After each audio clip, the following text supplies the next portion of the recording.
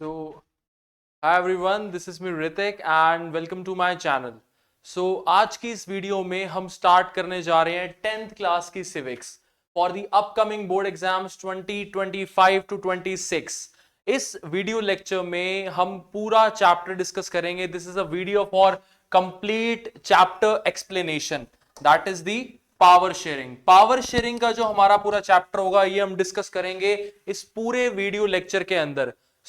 बने रहिए इस वीडियो के अंदर, कंप्लीट चैप्टर एक्सप्लेनेशन, साथ ही साथ आप इसमें से नोट्स भी उतार सकते हैं। Let's start. हम शुरू करते हैं। देखो, पावर शेयरिंग शुरू करने से पहले तुम्हें थोड़ा सा बेसिक पता होना चाहिए कि पावर शेयरिंग का मतलब क्या होता है। What is power? पॉलिटिक्स में power is the centre of attraction. Power क्या होती है? पावर एक सेंटर ऑफ अट्रैक्शन होती है। Everybody wants power in the politics. हर किसी को पावर चाहिए पॉलिटिक्स के अंदर। तो पावर जो है शेयर क्यों की जाती है? देखो, फॉर एग्जाम्पल, आपके घर में आप दो ब्रदर हो या फिर एक ब्रदर और एक सिस्टर है, दो भाई हो। चलो, दो भाई का केस ले लेते हैं। अगर मान लो आपकी फैमिली एक भाई को प्रेफरेंस देती है और एक भाई को प्रेफरेंस नहीं देती, क्या होता है? दोनों के बीच कंफ्लिक्ट हो जाएगा। तो कंफ्लिक्ट्स को अवॉइड करने के लिए क्या किया जाता है? पावर को दोनों में इक्वली डिवाइड किया जाता है। तो पावर शेयरिंग जो है, पावर शेयरिंग का जो कंसेप्ट है वो हमारे लिए बहुत ही ज्यादा इंपॉर्टेंट है। बिकॉज पावर अगर हम शेयर नहीं करते तो इससे कंफ्लिक्ट्स क्रिएट हो सकते हैं। अगर हम पावर को शेयर करते हैं तो इससे कंफ्लिक्ट्स अवॉइड भी हो सकते हैं। तो पावर को शेयर करने की जो पूरी कहानी है ना, इसको हम समझेंगे दो एग्जाम्पल से। कौन कौन से एग्जाम्पल से समझेंगे? सबसे पहला जो एग्जाम्पल होगा वो हमारा होगा श्रीलंका का, बेल्जियम का। बेल्जियम और श्रीलंका दोनों ऐसी सिचुएशंस हैं, दोनों ऐसे केस स्टडीज हैं जिसे हम पावर शेयरिंग के अंदर समझते हैं। पावर शेयरिंग के कंसेप्ट को, इन दोनों के रिलेशन से, इन दोनों के केसेस से हम इसको समझेंगे। ठीक है। सबसे पहले हम बात करेंगे बेल्जियम की, बेल्जियम के एथनिक कॉम्पोजिशन की। First of all tell me one thing, what is ethnic composition? Ethnic composition क्या होता है? एथनिक कॉम्पोजिशन का मतलब है कि आपकी सोसाइटी में, आपकी कंट्री में, on the basis of religion, on the basis of language, on the basis of any social diversity, किस बेसिस पे सोसाइटी डिवाइडेड है? On the basis of religion society कैसे डिवाइडेड है? On the basis of language society कैसे divided है? तो इसे हम कहेंगे एथनिक कॉम्पोजिशन, कि आपकी सोसाइटी जो है on the basis of religion, on the basis of gender, on the basis of language किस तरीके से डिवाइडेड है। आपकी सोसाइटी का एथनिक कॉम्पोजिशन क्या है? आपकी सोसाइटी एथनिसिटी से कैसे जो है डिवाइडेड है। तो ये इसका मतलब होता है एथनिक कॉम्पोजिशन, कि आपकी कंट्री का एथनिक कॉम्पोजिशन क्या है। जैसे इंडिया में बहुत सारी कास्ट हैं, इंडिया में बहुत सारे रिलीजन है, इंडिया में अलग अलग तरीके की लैंग्वेजेस बोली जाती है, तो वो इंडिया का एथनिक कॉम्पोजिशन है। इसी तरीके से हम जो पढ़ रहे हैं कि बेल्जियम और श्रीलंका का केस, वो हम सब उसमें हम सबसे पहले हम क्या देखेंगे? बेल्जियम का एथनिक कॉम्पोजिशन, की बेल्जियम का एथनिक कॉम्पोजिशन क्या है। ठीक है। तो बेल्जियम का एथनिक कॉम्पोजिशन समझने से पहले हमें थोड़ा सा जियोग्राफी पता होनी चाहिए बेल्जियम की। तो बेल्जियम की जियोग्राफी क्या है? तो Belgium is a very small country in Europe, smaller than in area than the state of Haryana. Haryana से भी छोटी स्टेट है। कौन सी? बेल्जियम।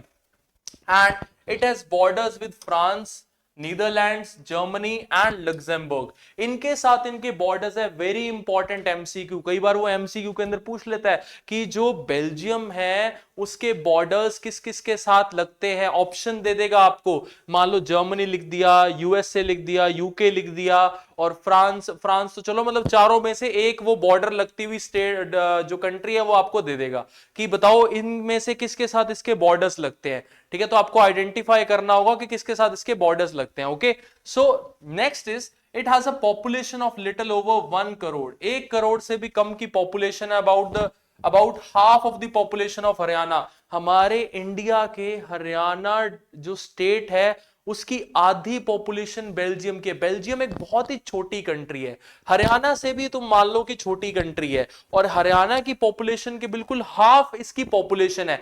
1 करोड़ से कम की इसकी पॉपुलेशन है। तो बेल्जियम एक ऐसी कंट्री है जहां पे जहां का जो एथनिक कॉम्पोजिशन है वो बहुत ही ज्यादा कॉम्प्लिकेटेड है। लेकिन इसको जो जियोग्राफी अपने देखे तो ये बहुत ही छोटी कंट्री है, हमारे हरियाणा स्टेट से भी बहुत ज्यादा ये छोटी कंट्री है। ओके चलो, ethnic composition of this small country is very complex. इसका जो एथनिक कॉम्पोजिशन है वो बहुत ज्यादा क्या है, कॉम्प्लेक्स है। कॉम्प्लेक्स का मतलब है कॉम्प्लिकेटेड है, बहुत टिपिकल एथनिक कॉम्पोजिशन है।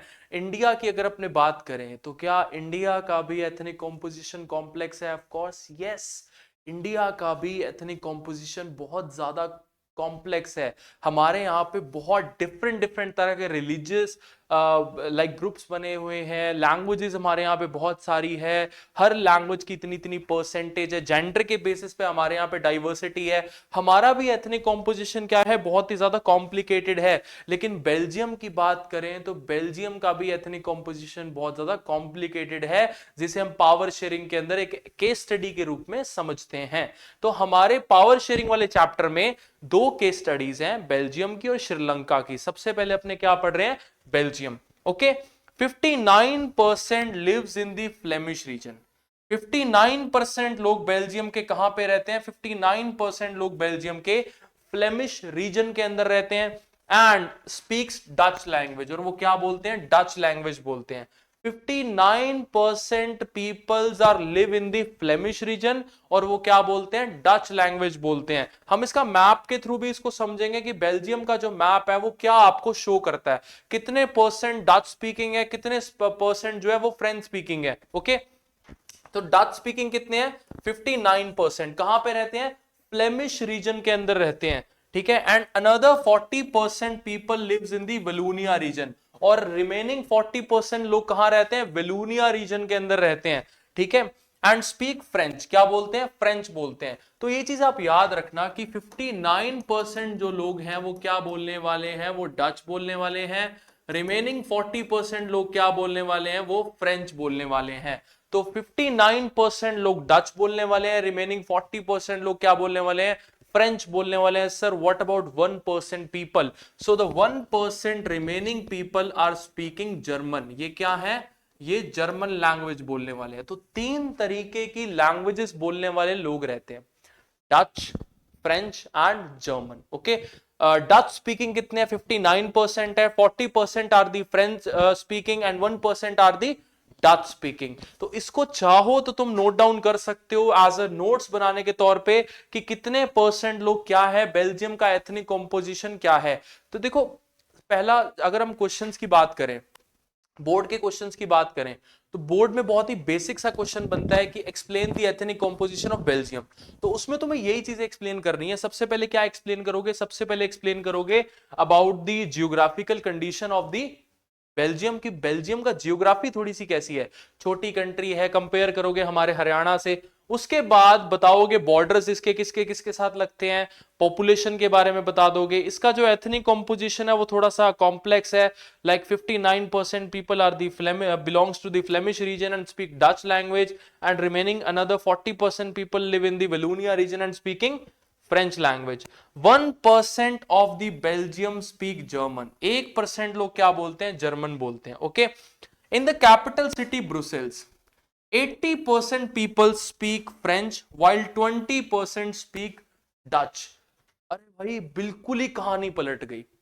जो बेल्जियम एक कंट्री है, बेल्जियम की जो कैपिटल है ब्रुसेल्स, वहां पे उल्टा है। अब देखो, बेल्जियम में मेजॉरिटी किसकी है, मैंने अभी बताया कि बेल्जियम में मेजॉरिटी किसकी है, 59% डच है, 40% फ्रेंच है। But if we are talking about the capital city of Belgium, that is the Brussels. तो ब्रुसेल्स में 80% कौन रहता है, 80% रहते हैं फ्रेंच लोग और 20% रहते हैं डच लोग। पूरे देश में मेजॉरिटी किसकी है, पूरे देश के अंदर मेजॉरिटी है डच स्पीकिंग की। लेकिन कैपिटल सिटी ब्रुसेल्स की अगर अपने बात करें तो मेजॉरिटी किसकी है, फ्रेंच की, दैट इज 80%। तो कहानी क्या हो गई, बिल्कुल उल्टी हो गई। दैट्स वाई एथनिक कॉम्पोजिशन जो बेल्जियम का है बहुत ही ज्यादा क्या है, बहुत ही ज्यादा कॉम्प्लेक्स है, कॉम्प्लिकेटेड है। पूरे देश में जहां पे डच लोग मेजॉरिटी में थे, वहीं पे कैपिटल सिटी ब्रुसेल्स के अंदर वो लोग माइनॉरिटी के अंदर आ गए। तो कॉम्प्लिकेटेड ही तो है क्या है ये, कॉम्प्लिकेटेड, कॉम्प्लेक्स है इसका एथनिक कॉम्पोजिशन, ठीक है। 1% बेचारे जर्मन बोलने वाले हैं, ठीक है। और कैपिटल सिटी ब्रुसेल्स में हमने बात करी कि बिल्कुल तख्ता ही पलट गया कि 80% लोग फ्रेंच बोलने वाले हैं, 20% लोग डच बोलने वाले हैं। ओके, चलो आगे देखते हैं अपने इसी चीज को। यहां पे देखो, तो basically ethnic composition of Belgium, जो तुम येलो रीजन देख रहे हो ना, दिस वन, ये वाला, this region is the Flemish reason.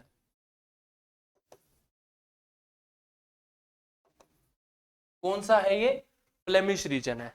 अब ये जो फ्लेमिश रीजन की अगर अपने बात करें, तो फ्लेमिश रीजन में कौन लोग रहते हैं, फ्लेमिश रीजन में रहते हैं डच स्पीकिंग। यहां पे कौन लोग रहते हैं, डच स्पीकिंग। डच स्पीकिंग कितने हैं, 59%। हमने अभी पढ़ा था कि डच स्पीकिंग कितने आ जाते हैं, डच स्पीकिंग आ जाते हैं 59%। अगर अपने इस रेड एरिया की बात करें, तो इस रेड एरिया में कौन लोग रहते हैं, इस रेड एरिया में रहते हैं फ्रेंच स्पीकिंग। कौन लोग रहते हैं, फ्रेंच स्पीकिंग। इस एरिया को हम क्या कहते हैं, इस एरिया को हम कहते हैं वेलूनिया reason.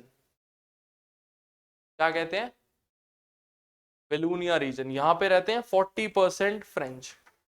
Okay, so 40% French are lives in the Wallonia region, जो कि नीचे वाला एरिया है।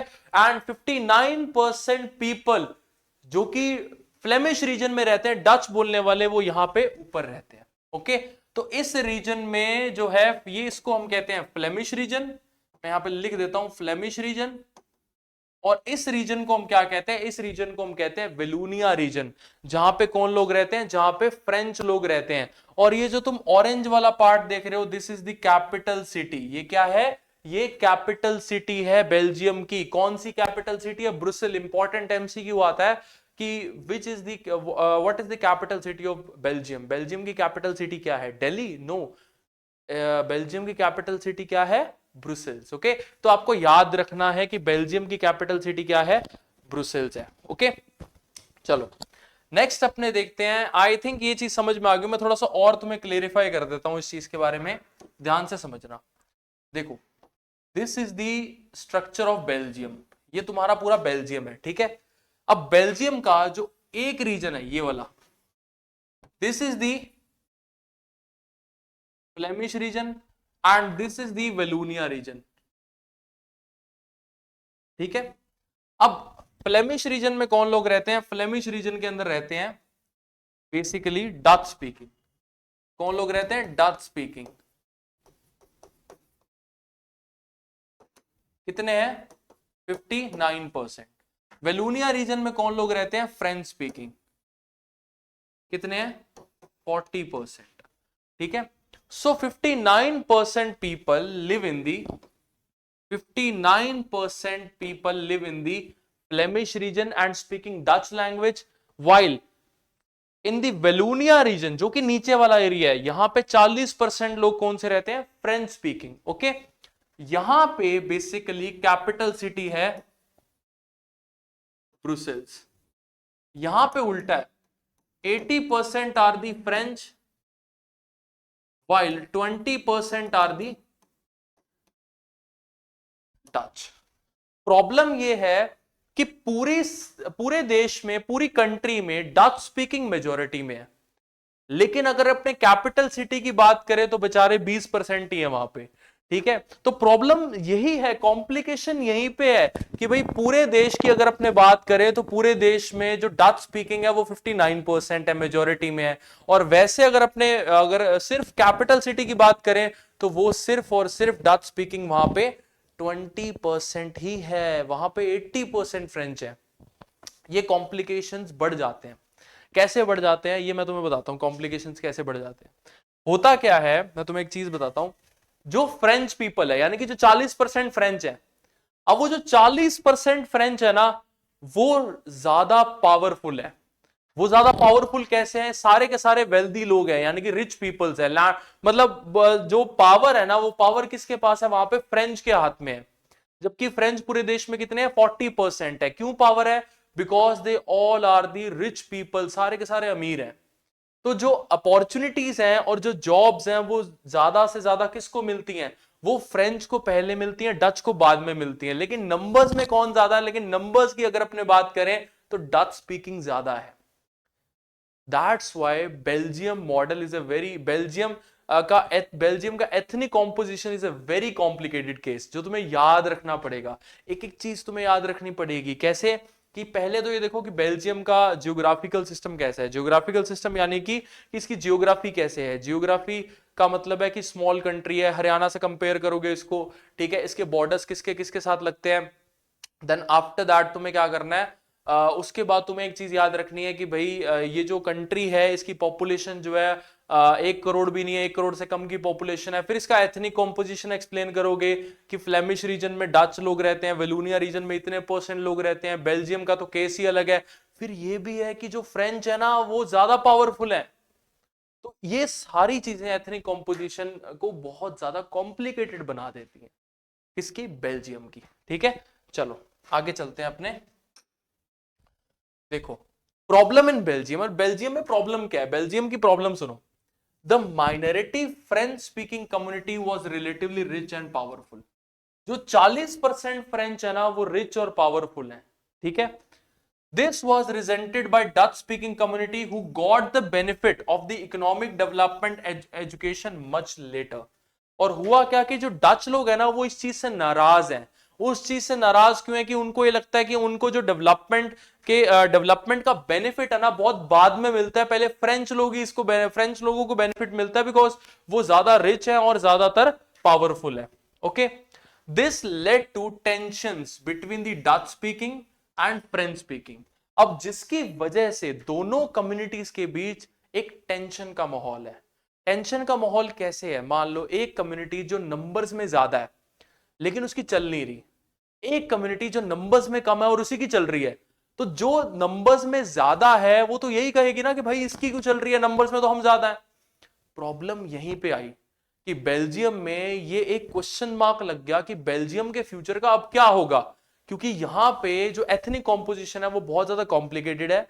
एंड इसके कॉम्प्लिकेटेड होने की वजह से दोनों कम्युनिटीज के बीच कंफ्लिक्ट और टेंशन का माहौल चल रहा है। ठीक है, अब क्या किया जाएगा? The tension between the two communities was more accurate in the Brussels। Brussels की अपने बात करें तो ब्रुसेल के अंदर ये बिल्कुल मतलब बहुत ज्यादा एक अलग ही केस चल रहा है। वहां पे 80% फ्रेंच लोग हैं और 20% वहां पे डच लोग हैं। तो वहां पे तो प्रॉब्लम ही बिल्कुल एक नेक्स्ट लेवल की प्रॉब्लम चल रही है भाई। वहां पे पूरे देश में जो डच 59% है, कैपिटल सिटी में वो 20% ही है। तो वहां तो अलग ही केस चल रहा है, वहां रोलर अप पे ही अलग चल रहे हैं उनके। Brussels presented a special problem. Brussels में एक स्पेशल प्रॉब्लम क्या है? The Dutch speaking people constituted a majority in the country but minority in the capital. Dutch people जो पूरी कंट्री में मेजॉरिटी में है वो कैपिटल सिटी में माइनॉरिटी के अंदर चल रहे हैं। अब सारी जो समस्या है ना वो यही है कि जो कैपिटल सिटी है वहां पे तो वो लोग क्या है, माइनॉरिटी के अंदर है, लेकिन पूरे देश में वो मेजोरिटी के अंदर है। तो वो खिचड़ी सी है भाई, एक बहुत गंदी खिचड़ी है ये तो खाने का भी मन ना करे, ऐसी खिचड़ी है ये। चलो आगे चलते हैं अपने। देखो एक हमने केस पढ़ा कि जो बेल्जियम है, बेल्जियम का एथनिक कॉम्पोजिशन किस तरीके का था। अब हम पढ़ेंगे श्रीलंका का एथनिक कॉम्पोजिशन। तो श्रीलंका का एथनिक कॉम्पोजिशन कुछ इस प्रकार है कि Sri Lanka is an island nation, वो एक आइलैंड नेशन है। सदर्न कोस्ट हमारे तमिलनाडु से कुछ ही किलोमीटर दूर है। तुम देख सकते हो अपने इंडिया के मैप में नीचे जो है छोटा सा आइलैंड नेशन है जिसका नाम है श्रीलंका। सब जानते हैं यार, लंका को कौन नहीं जानता। ठीक है, लंकापति रावण को कौन नहीं जानता, लंका को कौन नहीं जानता। It has about 2 crore people, about the same as in Haryana. 2 crore की लगभग 2 करोड़ की पॉपुलेशन है, हरियाणा की जितनी इसकी पॉपुलेशन है। ठीक है, सबको हरियाणा से कंपेयर किया हुआ है यार, पता नहीं क्यों। The special majority, the major social groups are the Sinhala speaking 74% and the Tamil speaking 18%। अब देखो यहां पे एथनिक कॉम्पोजिशन, यहां का जो एथनिक कॉम्पोजिशन है वो कुछ इस प्रकार है। 74% people are the Sinhala speakers. 74% people कौन है, लोग कौन है, सिन्हला बोलने वाले हैं। और जो रिमेनिंग 18% लोग हैं वो कौन है, वो तमिल बोलने वाले हैं। अब यहां पे एक मेजर प्रॉब्लम ये है कि सिन्हला कितने हैं, 74% है और 18% कौन है, तमिल स्पीकिंग है। अब सर ये कोई प्रॉब्लम थोड़ी है, अगर एक सोशल ग्रुप मेजोरिटी में है तो दूसरा माइनॉरिटी में है, तो इसमें क्या हो गया? किसी भी कंट्री में हो सकता है, हमारी कंट्री में भी होता है, हिंदू मेजोरिटी में है, बाकी जो क्या कहते हैं रिलीजियस ग्रुप्स है वो माइनॉरिटी के अंदर है, फिर क्या हो गया? Problem is not only that की एथनिक कॉम्पोजिशन है, प्रॉब्लम इज दैट कि how to deal with the ethnic composition, कि कंट्रीज जो है, गवर्नमेंट जो है, किस तरीके से इस सिचुएशन को डील करती है।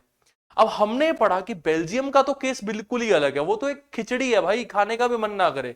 लेकिन जो श्रीलंका है वो तो थोड़ा सा क्लियर कट है कि 74% are the Sinhala speakers and remaining 18% are the Tamil speakers. But यहां पे केस थोड़ा सा अलग है, गवर्नमेंट का डील करने का तरीका अलग है। अब गवर्नमेंट ने डील कैसे किया वो अपने देखेंगे, बट पहले थोड़ा सा और इसको डीपली पढ़ लें कि 18% are the Tamil speakers. Okay, तो तमिल्स के दो सब ग्रुप्स हैं, एक श्रीलंकन तमिल्स और एक Indian Tamils. Basically Sri Lankan Tamils claim that कि वो एक क्लेम करते थे कि श्रीलंका तो हमारा ही है, हम यहीं पे रहते आ रहे हैं और ये हमारा ही कंट्री है। वो एक क्लेम करते थे हमारा ही देश है भाई, हम यहां से नहीं जाने वाले, ठीक है, ये हमारा ही है, हमारा ही रहेगा। वो क्लेम करते थे कि श्रीलंका हमारा ही, श्रीलंका बिलोंग्स टू तमिल्स, कि वो ये कहते थे श्रीलंका किससे बिलोंग करता है? तमिल से ही बिलोंग करता है, क्योंकि तमिल का ही है वो, ठीक है। इंडियन तमिल्स कौन थे? इंडियन तमिल्स वो थे जो कॉलोनियल पीरियड के टाइम पे प्लांटेशन वर्कर के तौर पे आए थे, कहां पे? श्रीलंका के अंदर, और वो वहीं रह गए, परदादा दादा, फिर उनके बच्चे, फिर उनके बच्चे, वो वहीं रह गए, ठीक है। तो वो इंडियन तमिल्स थे बेसिकली। तो दो तमिल्स की दो कैटेगरी थी, एक श्रीलंकन तमिल जो क्लेम करते थे कि भाई हमारा ही है, शुरू से हमारा, हम यहीं रह रहे हैं। एक इंडियन तमिल जो ये कहते थे कि जो प्लांटेशन वर्कर के तौर पे आए हुए थे काम करने के लिए, वो वहीं यहीं पे रह गए फिर वो, ठीक है। चलो, so Sri Lankan Tamils are concentrated in the north and east of the country. ध्यान से सुनना, श्रीलंकन तमिल जो है बेसिकली नॉर्थ और ईस्टर्न पार्ट में थे, हम पढ़ेंगे मैप के थ्रू इसको डिस्कस करेंगे, ठीक है। while most of the Sinhala speaking people are Buddhist, while most of the Tamils are Hindus and Muslims। देखो श्रीलंकन तमिल्स कहां पे थे? नॉर्थ और ईस्ट के अंदर, ठीक है। और जो सिनला स्पीकिंग थे और वो थे बुद्धिस्ट, सारे के सारे वो बुद्धिज्म को मानने वाले थे, और जो तमिल्स थे वो हिंदूज भी थे और मुस्लिम्स भी थे, ठीक है। तो ये चीज तुम याद रखना कि जो सिनला स्पीकिंग लैंग्वेज बोलने वाले थे उनका जो रिलीजन है वो क्या था? बुद्धिज्म। और जो तमिल स्पीकिंग है वो थे हिंदूज और मुस्लिम। तो ये दो ऐसे कैटेगराइज किया हुआ था दोनों रिलीजन, दोनों लैंग्वेजेस बोलने वालों को, ठीक है। 7% लोग वो थे जो क्रिश्चियंस थे, बोथ तमिल्स एंड सिनला। 7% वो थे जो दोनों थे, सिनला और तमिल्स। क्रिश्चियंस की बात हो रही है कि 7% क्रिश्चियंस ऐसे थे जो दोनों थे, सिनलास भी थे और तमिल स्पीकिंग भी थे। अब देखो प्रॉब्लम पता है क्या आती है? प्रॉब्लम ये आती है कि देखो आपके यहाँ पे एथनिक कॉम्पोजिशन है। अब मान लो for example let us say that कि इंडिया की अगर अपने बात करें, इंडिया में जो मेजोरिटी कम्युनिटी है, इंडिया में जो मेजोरिटी कम्युनिटी है वो काम कर रही है, ठीक है। वो ये क्लेम करती है कि भैया ये कंट्री हमारी है, ये कंट्री किसकी? हमारी है। हर कोई क्लेम करेगा ना, हर किसी को क्या चाहिए? पावर चाहिए। और अच्छा, माइनॉरिटी बेचारी कहती रह जाए कि नहीं हमारी है, हम काम करेंगे, लेकिन माइनॉरिटी की सुनी नहीं जा रही। गवर्नमेंट पे डिपेंड करता है कि गवर्नमेंट कैसे उसको डील करती है। गवर्नमेंट अगर मेजोरिटी कम्युनिटी को कहे कि हाँ ठीक है भाई तुम्हारे लिए काम करेंगे हम, तो क्या उस देश में माइनॉरिटी ये नहीं कहेगी कि हमारा क्या कसूर है? ऐसा ही तो हुआ यहां पे। श्रीलंका के केस में क्या था? श्रीलंका के केस में जहां पे एथनिक कॉम्पोजिशन इतना कॉम्प्लिकेटेड तो है नहीं, 74% are the Sinhala speaking and remaining 18% are the Tamil speaking, जिसकी दो कैटेगरीज हैं, श्रीलंकन तमिल्स और Indian Tamil. But the problem is that how the government deals with this situation, कि गवर्नमेंट इस सिचुएशन को कैसे डील करती है यहाँ पे। यही चीज अपनों ने बेल्जियम के अंदर देखी थी कि बेल्जियम में क्या था, बेल्जियम में भी एथनिक कॉम्पोजिशन, वहां तो अलग ही खिचड़ी है, वो तो बेकार खिचड़ी है, वो तो खाने का भी मन ना करे ऐसी खिचड़ी है। तो बेसिकली हुआ क्या कि अच्छा, अब एक कंसेप्ट आता है जिसको अपने कहते हैं मेजोरिटेरियनिज्म। अब ये मेजोरिटेरियनिज्म क्या होता है? देखो, एक ऐसा belief, believe that the majority community should be able to rule a country in whichever way it wants by disregarding the wishes and needs of the minority। अगर मान लो फॉर एग्जाम्पल मेरा देश है, अगर मेरी कंट्री के अंदर अगर मैं मेजोरिटी की सुनता हूं, माइनॉरिटी को डिसरिगार्ड करता हूं, मेजोरिटी की सुनता हूं, माइनॉरिटी की नहीं सुनता, इस बिलीफ को हम क्या कहते हैं? इस बिलीफ को, इस आइडियोलॉजी को हम क्या कहते हैं? मेजोरिटेरियनिज्म। क्या कहते हैं? मेजोरिटेरियनिज्म। तो बेसिकली श्रीलंका में मेजोरिटेरियनिज्म को अडॉप्ट किया गया। श्रीलंका के अंदर क्या किया गया कि जो 74% are the Sinhala speaking community, तो सिन्हलास की तरफ ही फेवर किया गया, सिन्हला को सुना गया, तमिल्स को डिसरिगार्ड किया गया। तो यही कहानी अपने को पढ़नी है कि कैसे वहां की गवर्नमेंट ने मेजोरिटेरियन पॉलिसीज को अडॉप्ट करके ये प्रोसेस को अपनाया कि भैया हम सिन्हला स्पीकिंग कंट्री बनाएंगे, पूरे देश में सिन्हला स्पीकिंग ही रहेंगे, तमिल स्पीकिंग नहीं रहेंगे। और उस देश का हुआ क्या, ये सारी चीजें हमने श्रीलंका के केस के अंदर पढ़नी है। चलो आगे देखो, majoritarianism in Sri Lanka. Sri Lanka emerged as an independent country in 1948। Sri Lanka basically 1948 के अंदर बना। The leaders of the Sinhala community sought to secure dominance over government by virtue of the majority। यानी कि अब जो बेसिकली आप ये देख के चलो कि जो सिन्हला कम्युनिटी के लीडर्स थे वो ये चाहते थे कि गवर्नमेंट जो है हमारी ही सुने। वो अपनी डोमिनेंस को एस्टैब्लिश करने के लिए गवर्नमेंट को ये चाहते थे कि गवर्नमेंट हमारे लिए काम करे, गवर्नमेंट मेजॉरिटी के लिए काम करे, ना कि माइनॉरिटी के लिए काम करे। तो गवर्नमेंट जो है वो एक ऐसी बॉडी है जो देश को या तो इकोनॉमिक डेवलपमेंट की तरफ लेके भी जा सकती है, देश को डिस्ट्रक्ट भी कर सकती है। Government is a very powerful organisation, ठीक है, क्योंकि चलाती कौन है देश को? गवर्नमेंट ही तो चलाती है। अब गवर्नमेंट अगर एक कम्युनिटी के लिए काम करे, एक कम्युनिटी को डिसरिगार्ड करे, तो उस कंट्री में क्या होगा तुम अंदाजा लगा सकते हो, ठीक है। अब यहां पे क्या हुआ, इन 1956 के अंदर an act was pass to recognize Sinhala as the only official language.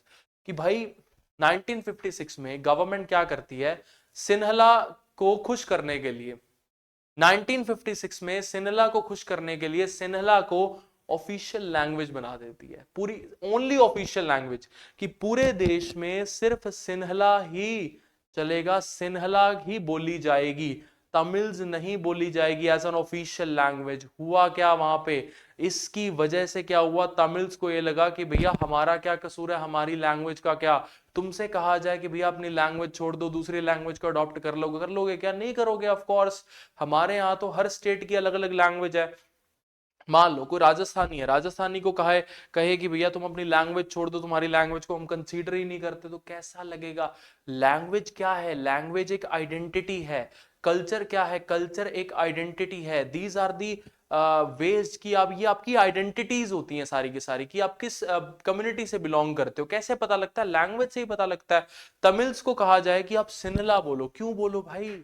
अपनी लैंग्वेज को प्रोटेक्ट नहीं करना क्या? अपनी लैंग्वेज को प्रिजर्व नहीं करना क्या? तो यही केस तो यहां पे हो रहा था कि मेजॉरिटी किसकी है? सिन्हला स्पीकिंग की, ठीक है। तो सिन्हलाज ने क्या किया, गवर्नमेंट को कहा कि भैया हमको सपोर्ट करो, हमारी कम्युनिटी की डोमिनेंस को एस्टैब्लिश करो, हमारी सारी कम्युनिटी तुम्हें वोट करेगी, तुम्हें हर बार इलेक्शन में जिताएंगे। गवर्नमेंट को तो यही चाहिए। तो गवर्नमेंट ने क्या किया, गवर्नमेंट ने 1956 में एक्ट पास कर दिया, सिन्हला को ऑफिशियल लैंग्वेज बना दिया, और तमिल्स को क्या किया, एंड दस regarding Tamil, disregarding Tamil, Tamils को क्या किया, तमिल्स को डिसरिगार्ड किया। The government followed preferential policies that favored Sinhala applicants for university position and government jobs। Government jobs और यूनिवर्सिटी पोजीशन में किसको फेवर किया? सिर्फ और सिर्फ सिन्हला स्पीकिंग को, सिन्हला एप्लीकेंट्स को, जो सिन्हला बोलने वाले लोग थे उन्हीं को ही प्रेफर किया गया, रेदर देन कि जो तमिल थे उनको, ठीक है। A new constitution stipulated that the state shall protect and foster Buddhism। अरे भाई, सिन्हलास का रिलीजन क्या था? बुद्धिज्म। गवर्नमेंट ने क्या किया, कॉन्स्टिट्यूशन में ये लिख दिया कि भाई गवर्नमेंट जो है बुद्धिज्म को प्रोटेक्ट करेगी, बुद्धिज्म का प्रचार करेगी। तो यानी कि अगेन किसको डिसरिगार्ड किया? तमिल्स को डिसरिगार्ड किया, क्योंकि तमिल्स कौन थे? तमिल्स हिंदूज भी थे और तमिल्स मुस्लिम भी थे। तो मुस्लिम्स और हिंदूज का तो यहाँ पे नामो निशान ही नहीं है, बात ही नहीं की गई। गवर्नमेंट ने कॉन्स्टिट्यूशन में किसका लिख दिया? बुद्धिज्म का लिख दिया कि हम तो बुद्धिज्म को मानेंगे। तो इनडायरेक्टली और directly you can say that कि गवर्नमेंट किसको सपोर्ट कर रही है? सिन्हला स्पीकिंग कम्युनिटी को सपोर्ट कर रही है, उनकी डोमिनेंस को एस्टैब्लिश करना चाहती है। ओके, चलो आगे देखते हैं। Increase the feeling of alienation. Among the Sri Lankan Tamils. मान लो आपकी बात ना सुनी जाए, आपकी बात, आप घर में कोई बात रखना चाहते हो और आपकी बात घर में ना सुनी जाए, आपको क्या लगेगा? आप कहोगे ये घर मेरा है ही नहीं। सेम ऐसा किसको लगा? तमिल्स को लगा। कैसे? कि मान लो तमिल्स की सुनी नहीं जा रही ना, तमिल्स को कहा कि आप सिनला बोलो, तमिल्स को कहा कि हम तो बुद्धिज्म को फॉलो करेंगे, बुद्धिज्म को प्रोटेक्ट करेंगे, हम तो मतलब गवर्नमेंट जो है वो बुद्धिज्म को ही फॉस्टर करना चाहती है, बुद्धिज्म को प्रमोट करना चाहती है। तो तमिल्स के रिलीजन को डिसरिगार्ड किया गया, उनके कल्चर को डिसरिगार्ड किया गया, एंड दे स्टार्ट फीलिंग एलिनिएटेड। उनको एलिनिएशन फील होने लगा। एलिनिएशन का मतलब क्या होता है? एलिनिएशन का मतलब होता है when somebody start feeling separated from a country, or you can say that a home state, कि जब कोई पर्सन अपनी स्टेट से खुद को अलग मानने लग जाए, खुद को डिफरेंट मानने लग जाए, उसको ये लगे कि ये घर मेरा है ही नहीं, तो उसे हम क्या कहते हैं? एलिनिएशन कहते हैं। क्या कहते हैं? एलिनिएशन। बेसिकली फॉरेनर्स के लिए ये वर्ड यूज किया जाता है कि they are the aliens. Aliens कौन होते हैं? यानी कि जो यहां से बिलोंग ही नहीं करते।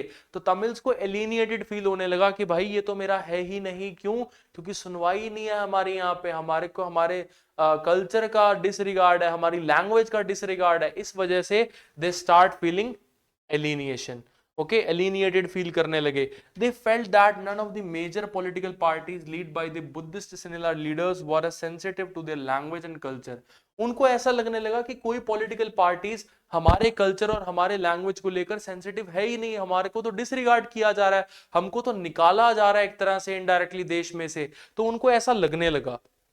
They felt that the constitution and the government policies denied them giving equal political rights, discriminated against them in getting jobs and other opportunities, and ignored their interest. ऐसा उनको लगने लगा कि हमें इक्वल पॉलिटिकल राइट्स नहीं दिए जा रहे, साथ ही साथ हमारे खिलाफ, हमारे जो अगेंस्ट है, डिस्क्रिमिनेशन हो रहा है, हमें नौकरियां नहीं मिल रही, getting jobs and other opportunities, ना हमें अदर अपॉर्चुनिटीज मिल रही हैं, ना हमें जॉब्स के लिए प्रेफर किया जा रहा है, ना तो हमारे कल्चर और हमारी लैंग्वेज को लेके गवर्नमेंट सेंसिटिव है, कोई भी पॉलिटिकल लीडर सेंसिटिव है, सिनलास जो है हमें डिसरिगार्ड कर रहे हैं, हमारी इंसल्ट कर रहे हैं। तो they start behaving like this. तो ऑफ कोर्स ऐसा घर में भी होता ना कि आप मान लो फॉर एग्जांपल आपके घर वाले आपकी सुने ही ना, दो भाई हो, एक भाई की सुने, एक भाई की सुने ही ना, तो दूसरे भाई को क्या लगने लगेगा कि ये तो मेरा घर है ही नहीं, ये तो मेरे माँ बाप ही नहीं है। तो वैसा ही क्या हुआ? वैसा ही तमिल्स को लगने लगा कि भाई मेरा तो देश ही नहीं है ये। They start feeling alienated. Okay, समझ गए? तो आई होप यहां तक ना तुम्हें समझ में आ गया होगा कि व्हाट इज मेजोरिटेरियनिज्म इन श्रीलंका, कि श्रीलंका में मेजोरिटेरियनिज्म क्या होता है और किस तरीके से काम करता है। अब श्रीलंका का केस तुम्हें समझ में आ गया ना कि श्रीलंका के केस में क्या हो रहा है। श्रीलंका के केस के अंदर बेसिकली उनके अगेंस्ट ही सारी चीजें हो रही है, तमिल्स के खिलाफ सारी चीजें हो रही हैं। श्रीलंका में गवर्नमेंट किसके फेवर में काम कर रही है? गवर्नमेंट किसके फेवर में काम कर रही है? गवर्नमेंट काम कर रही है सिन्हला के फेवर में। अच्छा, अब मुझे एक चीज बताओ, सर हमने बेल्जियम का केस पढ़ा, क्या बेल्जियम में भी ऐसा हुआ? वो हम पढ़ेंगे आगे कि बेल्जियम में क्या हुआ। बट अभी हम श्रीलंका के बारे में देखेंगे ना, तो श्रीलंका के केस में तो सारा कुछ जो है क्या हो गया, सारा कुछ जो है कन्फ्लिक्टिंग हो गया। कैसे? कि तमिल्स जो है दे स्टार्ट फीलिंग एलिनिएटेड, उन्हें लगने लगा कि ये तो देश हमारा ही नहीं है। क्यों? उनके साथ गलत हो रहा था। तमिल्स के लिए थोड़ा सा क्या कहते, तमिल्स को थोड़ा सा गलत फील हुआ, तमिल्स को एलिनिएटेड फील हुआ, तमिल्स के खिलाफ सारी चीजें हो रही थी, सिनेला के फेवर में सारी चीजें हो रही थी, एंड तमिल्स जो है वो थोड़ा सा इस चीज से नाराज चल रहे थे कंट्री के अंदर। ठीक है, अभी तक हमने इतनी चीज तो समझ ली कि गवर्नमेंट ने कैसे मेजोरिटेरियनिज्म पॉलिसी को अडॉप्ट किया। ठीक है, अब देखो यहां पे एथनिक कम्युनिटीज ऑफ श्रीलंका, ये जो तुम येलो पोर्शन देख रहे हो ना, ये वाला, तो बेसिकली जो येलो पोर्शन है ये है सिन्हलीज। यहां पे बेसिकली सिन्हला स्पीकिंग कम्युनिटी रहती है। अब ये जो नॉर्थ पार्ट है, ये जो नॉर्थन रीजन है, नॉर्थ वाला रीजन है, और ये जो ईस्ट रीजन है, ये जो नॉर्थ रीजन है और ये जो ईस्ट रीजन है, यहां नॉर्थ और ईस्ट के अंदर कौन लोग रहते हैं? नॉर्थ और ईस्ट के अंदर रहते हैं तमिल्स। कौन लोग रहते हैं? तमिल्स। ये जो तुम देख रहे हो, ये जो डॉट्स हैं, यहां पे मुस्लिम्स रहते हैं, और बेसिकली ये वाला जो रीजन है यहां पे इंडियन तमिल रहते हैं, और ये जो बाकी ऑरेंज रीजन तुम देख रहे हो, यहां पे कौन लोग रहते हैं? श्रीलंकन तमिल्स रहते हैं। कौन लोग रहते हैं? श्रीलंकन तमिल्स रहते हैं नॉर्थ और ईस्ट रीजन के अंदर। तो वही तो कह रहे थे कि भैया हमारी तो कोई रिस्पेक्ट ही नहीं, हमारी तो कोई इज्जत ही नहीं है घर में। क्यों घर में इज्जत नहीं? हमारी तो लैंग्वेज की कोई कदर नहीं है। गवर्नमेंट जो है किसको फेवर कर रही है? गवर्नमेंट सिनलीज को फेवर कर रही है, हमारी तो सुन ही नहीं रही है। यही मेजर कंसर्न था किसका? तमिल्स का। तो तमिल्स क्या करेंगे? अब मेरी बात सुनो, तुम्हें घर में डिसरिगार्ड किया जाए, तुम्हारी घर में रिस्पेक्ट ना हो, तुम्हारी घर में इज्जत ना हो, क्या करोगे? क्या डिमांड करोगे? मुझे तो घर से अलग कर दो। यही डिमांड इनकी थी। इन्होंने क्या किया कि हमें घर से अलग कर दो, अगर तुम हमें रिस्पेक्ट नहीं दे सकते ना, हमें अलग घर ही दे दो। उन्होंने क्या किया? उन्होंने अलग से तमिल स्टेट की डिमांड करना शुरू कर दिया। उन्हें क्या चाहिए था? अब तमिल स्टेट चाहिए था। वो हम कहानी आगे कंटिन्यू करते हैं श्रीलंका की, ठीक है। अच्छा, अब ये देखो, प्रॉब्लम टर्न्ड इनटू वायलेंस। अब ये प्रॉब्लम थी, अभी वायलेंस में कैसे कन्वर्ट हुई? The Sri Lankan Tamil launch parties and struggle for the recognition of Tamil as an official language. अब श्रीलंकन तमिल जो है वो सड़कों पर उतरा है, सारे के सारे तमिल सड़कों पर उतरा है कि हमें क्या चाहिए? हमें तमिल को ऑफिशियल लैंग्वेज बनाना है। कहां पे? नॉर्थ और ईस्टर्न पार्ट में, जहां हमारी पॉपुलेशन ज्यादा है, जहां पे सिनला ज्यादा है, वहां पे सिनला को ऑफिशियल लैंग्वेज बनाओ। लेकिन जहां पे तमिल ज्यादा है, एटलीस्ट वहां पे तो हमारी इज्जत रखो, वहां पे तो हमारी लैंग्वेज को ऑफिशियल लैंग्वेज बनाओ, वहां पे तो तमिल को ऑफिशियल लैंग्वेज बनाओ। तो basically for the regional autonomy, यानी कि वो खुद की इंडिपेंडेंस के लिए और इक्वल अपॉर्चुनिटी के लिए क्या करने लग जाते हैं? इन सिक्योरिंग एजुकेशन एंड जॉब्स, ताकि उन्हें एजुकेशन में इक्वल ट्रीट किया जाए, जॉब्स में इक्वल ट्रीट किया जाए। तो वो क्या करने लग जाते हैं? डिमांड करने लग जाते हैं रीजनल ऑटोनॉमी। रीजनल ऑटोनॉमी का मतलब क्या होता है? कि वही बात कि मुझे अलग से घर दे दो, अगर तुम इज्जत नहीं दे सकते ना तो अलग से घर दे दो। तो श्रीलंकन तमिल्स ने डिमांड करना शुरू किया कि उन्हें क्या दे दो? उन्हें अलग से स्टेट दे दो। रीजनल ऑटोनॉमी का मतलब है कि भैया अलग ही रीजन दे दो, जहां पे हम हमारा राज कर सके, जहां पे हमारी लैंग्वेज बोली जाए। तो उन्होंने ये डिमांड करना शुरू कर दिया। But their demand for more autonomy to provinces populated by Tamils was repeatedly denied. लेकिन उनकी इसी डिमांड को रिपीटेडली क्या किया गया? डिनाई किया गया। यानी कि उन्हें कहा गया कि भाई कुछ नहीं मिलेगा तुम्हें, तुम यहां से जाओ, तुम्हारे कोई यहां पे रोल नहीं है। By 1980, several political organizations were formed demanding an independent Tamil Ellam state in northern and eastern parts of Sri Lanka. Sri Lanka के नदर्न एंड ईस्टर्न पार्ट्स के अंदर डिमांड की गई कि उन्हें एक सेपरेट स्टेट दे दिया जाए, जहां पे वो अपनी ऑफिशियल लैंग्वेज को चलाएंगे और अपनी ऑफिशियल लैंग्वेज बोलेंगे, और उसी को जो है वहां पे उन्हीं के अकॉर्डिंग सारा काम चलेगा। लेकिन उनकी इसी डिमांड को क्या कर दिया गया? डिनाई कर दिया गया। They start demanding an independent Tamil Eelam. Tamil Eelam की डिमांड रखी गई। तमिल एल्लम का मतलब क्या होता है? Different Tamil state. कि उन्हें क्या दिया जाए? उन्हें एक डिफरेंट तमिल स्टेट दिया जाए, ठीक है। Distrust between the two communities turned into a wide spread conflict. और ये जो इनका प्रॉब्लम थी ना, ये बहुत बड़े कन्फ्लिक्ट में क्रिएट हो गई, जिसकी वजह से इनकी कंट्री में सिविल वॉर की सिचुएशन क्रिएट हो जाती है, जो कि 2009 में खत्म हुआ था। देखो, Sri Lanka was well known for its economic development. Sri Lanka अपने इकोनॉमिक डेवलपमेंट के लिए बहुत ज्यादा जाना जाता था। लेकिन इस प्रॉब्लम की वजह से ना, और इस कंफ्लिक्ट की वजह से वो बैकफुट पे आ गया। जितना भी उनका इकोनॉमिक डेवलपमेंट था, वो सारा का सारा जो है उनकी डिस्ट्रक्शंस की वजह से जो है वो बहुत ज्यादा पीछे चले गए। वो इकोनॉमिक डेवलपमेंट में जितना आगे थे, उससे कई गुना वो पीछे चले गए। किसकी वजह से? इसी चीज की वजह से, गवर्नमेंट की पॉलिसीज की वजह से।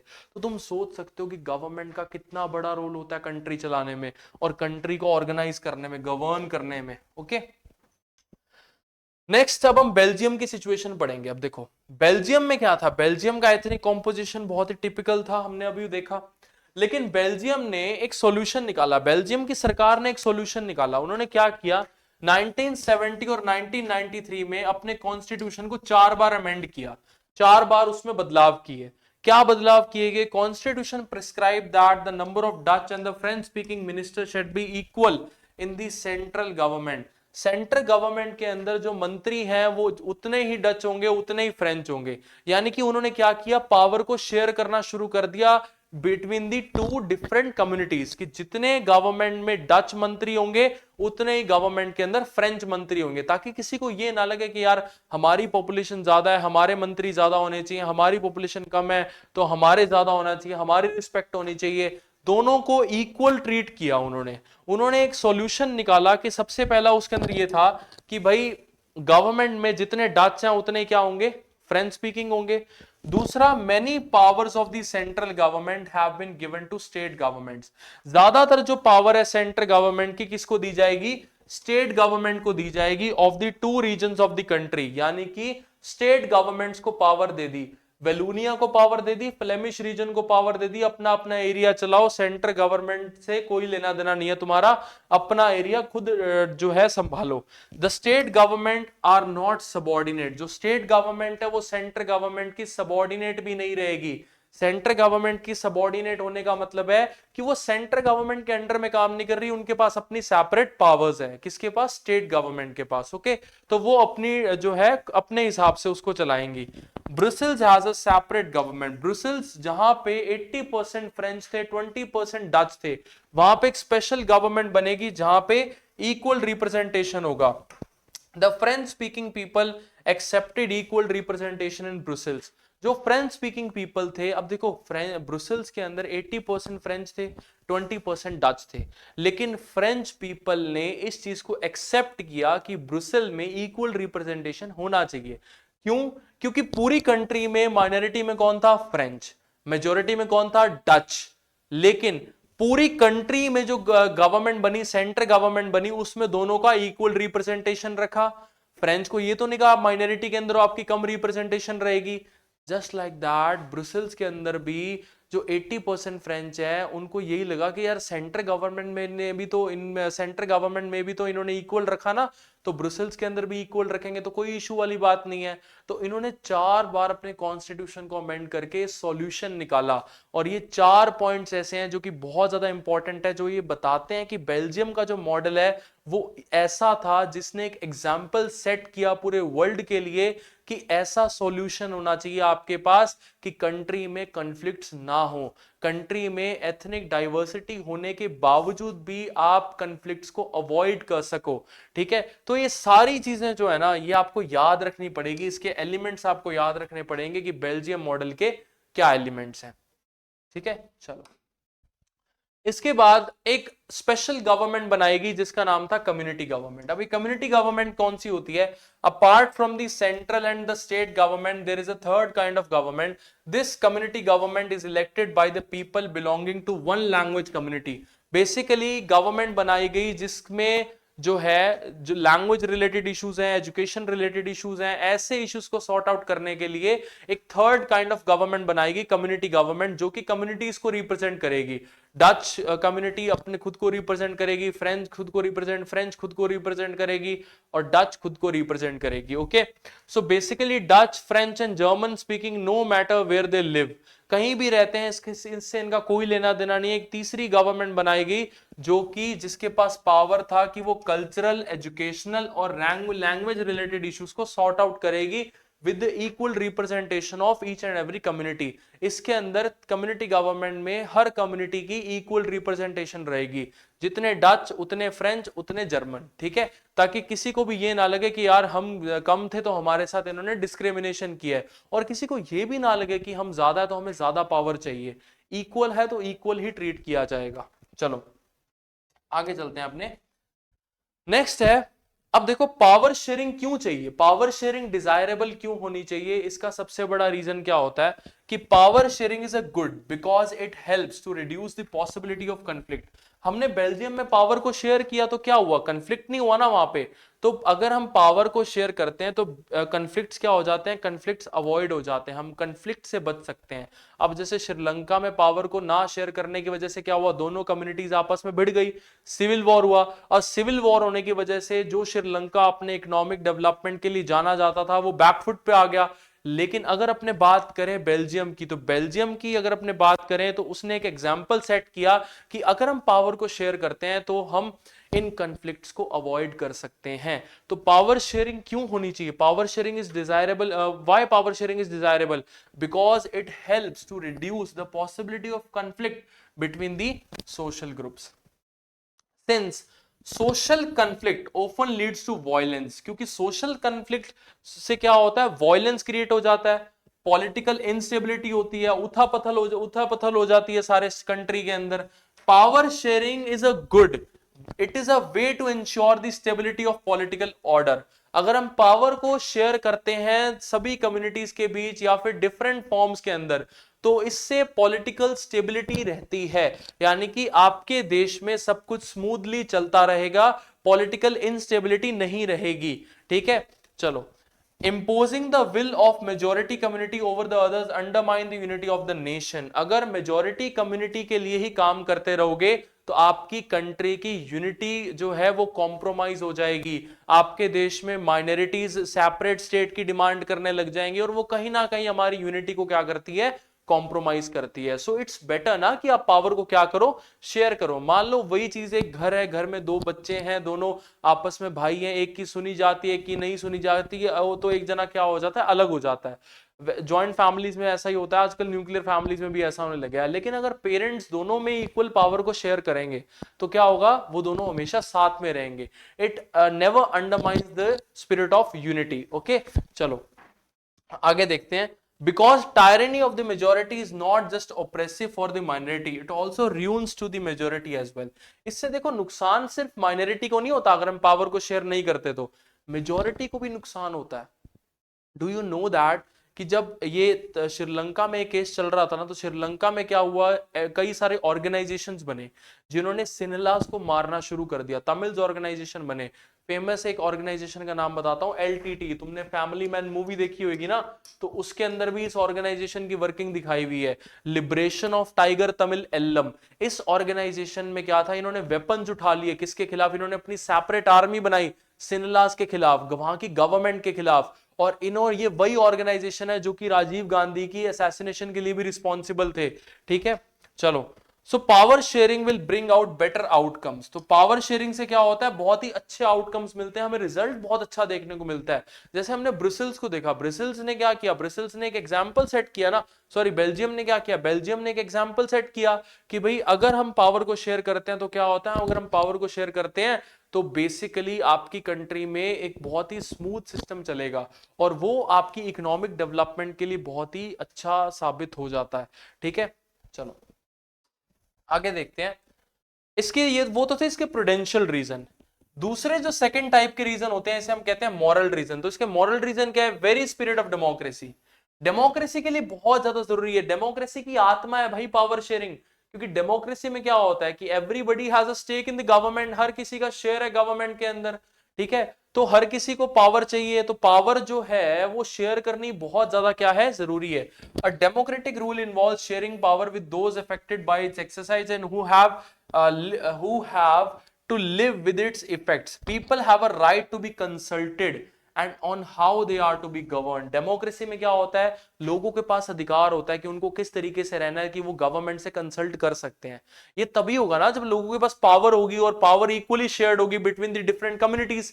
चाहे हमारे देश के अंदर मुस्लिम्स हैं, हमारे देश के अंदर हिंदूज हैं, हमारे देश के अंदर कोई भी अलग तरीके का रिलीजन है, हर किसी के साथ अगर हम साथ मिलके चलेंगे, पावर को बांट के चलेंगे, तो क्या होगा, पावर को अगर हम बांट के चलेंगे तो सभी गवर्नमेंट में अपना स्टेक दिखाएंगे, अपना शेयर दिखाएंगे, अपना रिस्पॉन्सिबिलिटीज को फुलफिल करेंगे, अपनी रिस्पॉन्सिबिलिटीज को पूरा करेंगे। अगर हम सिर्फ एक कम्युनिटी के लिए काम करेंगे, दूसरी नाराज हो जाएगी, कॉन्फ्लिक्ट क्रिएट हो जाएंगे, तो हम काम नहीं कर सकते। ठीक है, डेमोक्रेसी में क्या होता है, डेमोक्रेसी में जहां पे हम सबको अलाउड करते हैं कि आओ आप गवर्नमेंट के अंदर पार्टिसिपेट करो through the election, through the votings, because you have equal political rights, वहां पे पावर को शेयर करना बहुत ज्यादा जरूरी होता है, क्योंकि हर किसी का स्टेक है किसमें, गवर्नमेंट में। हर कोई बताना चाहता है गवर्नमेंट को कि हमें इस सिस्टम को इस तरीके से चलाना है। सो पीपल जो है, लोग जो हैं, हैव अ राइट, उनको राइट, अधिकार है, consulted and how they are to be governed. A legitimate government is one where citizen through participation acquire a stake in the system. Legitimate government कौन सी होती है, जिसका अधिकार होता है किस पे, गवर्नमेंट पे। ठीक है, तो उसे लेजिटिमेट गवर्नमेंट कहते हैं। तो लेजिटिमेट गवर्नमेंट के लिए सभी को इक्वल पॉलिटिकल राइट्स देना, पावर को शेयर करना बहुत ज्यादा जरूरी होता है। ओके, चलो आगे चलते हैं। So these are the moral reason, इसको हम मोरल रीजन कहेंगे। लास्ट टॉपिक है हमारा forms of power sharing, which is the most important topic, बहुत ही इंपॉर्टेंट टॉपिक है। ठीक है, हर साल इसमें से क्वेश्चन आता है, समझ लो भाई इंपॉर्टेंट है। देखो, पावर को किस तरीके से शेयर किया जाता है?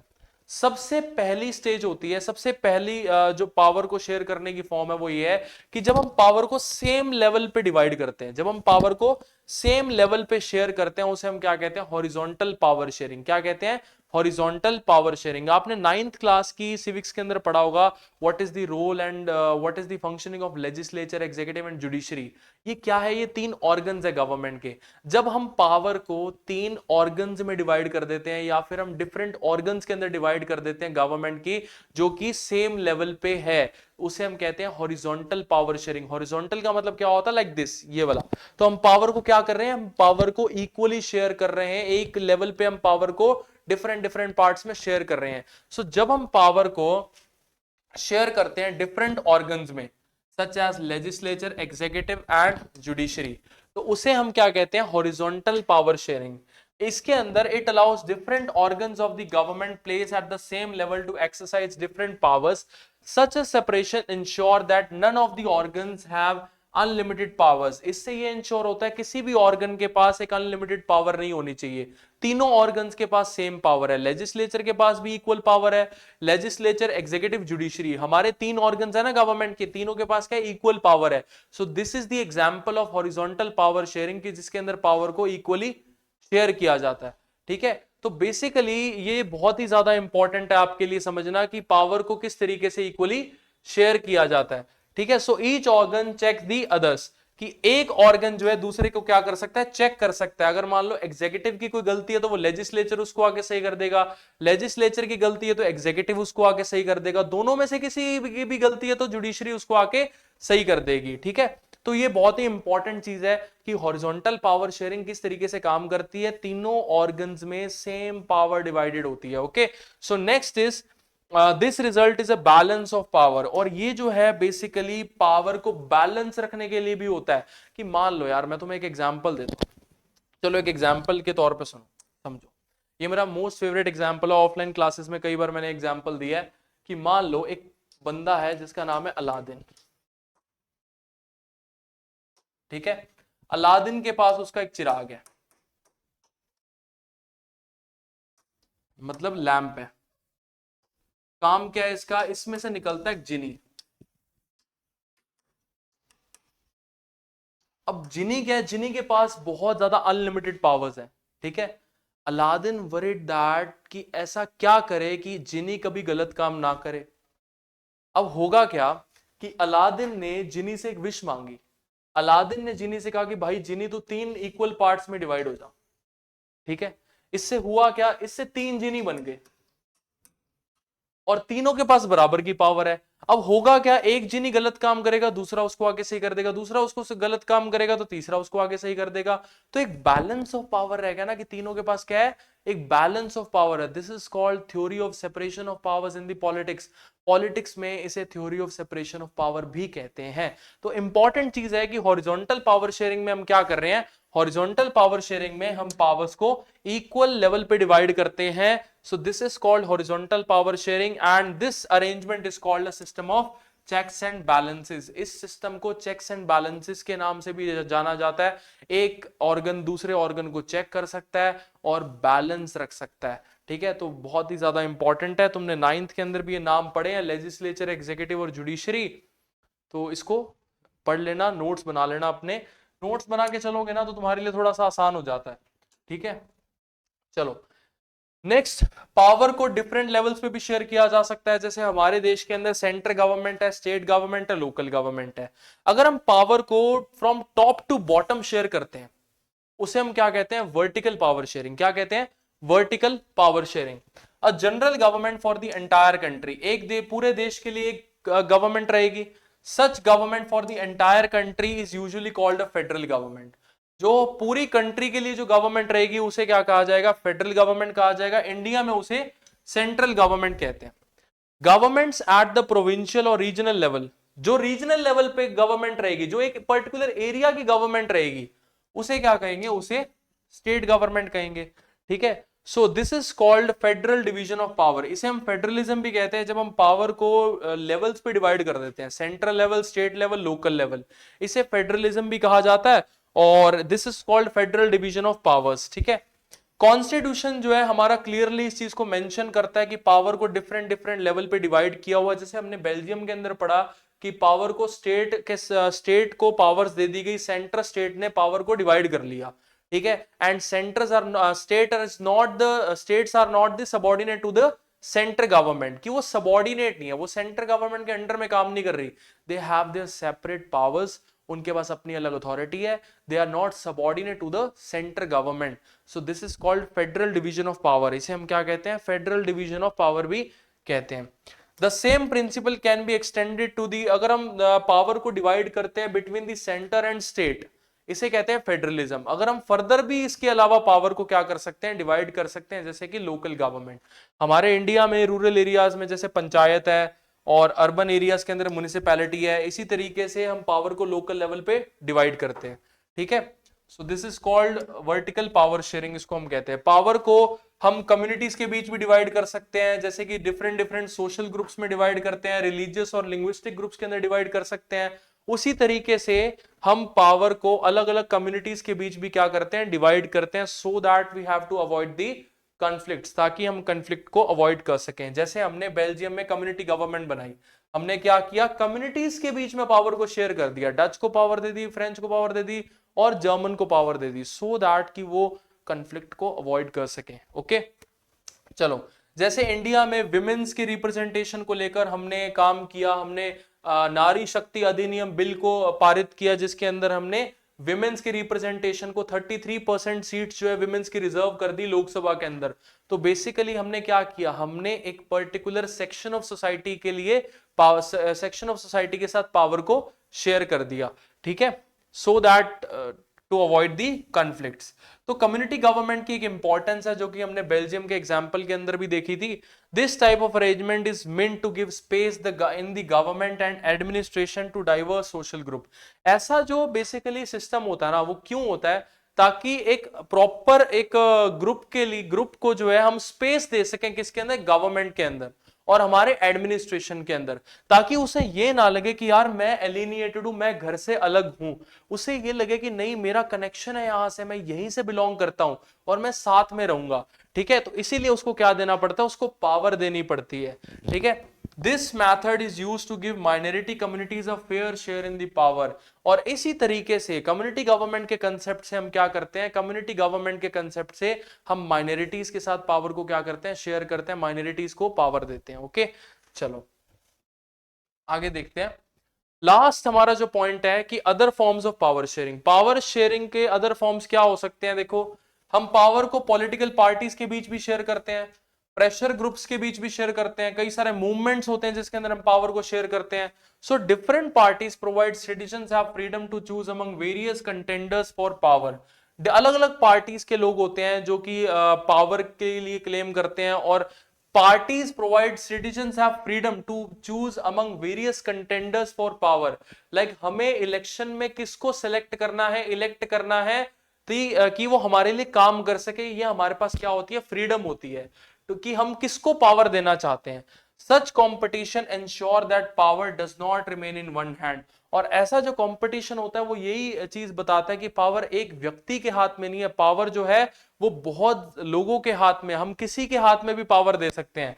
In the long run power is shared among different political parties. अगर अपने लॉन्ग रन की बात करें तो कई बार डिफरेंट डिफरेंट पॉलिटिकल पार्टीज के पास भी पावर होती है, जो कि अलग अलग आइडियोलॉजीज और अलग अलग सोशल ग्रुप्स को बिलोंग करते हैं।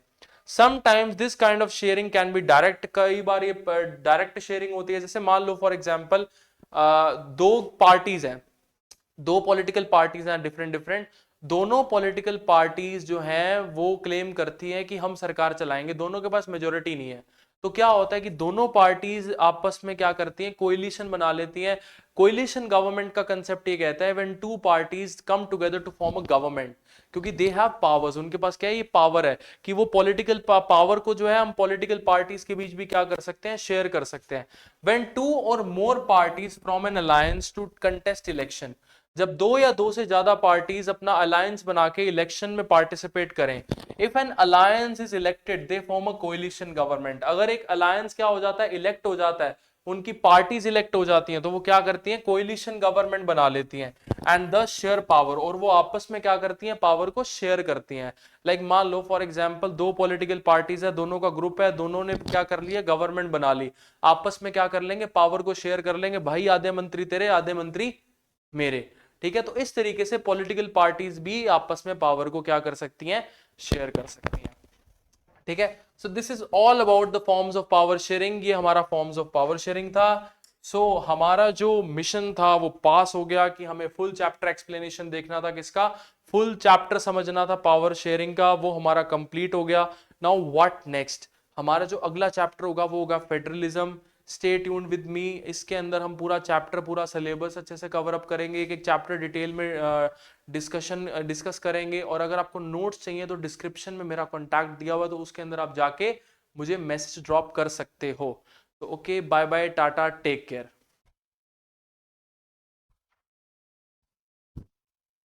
राकेश जी।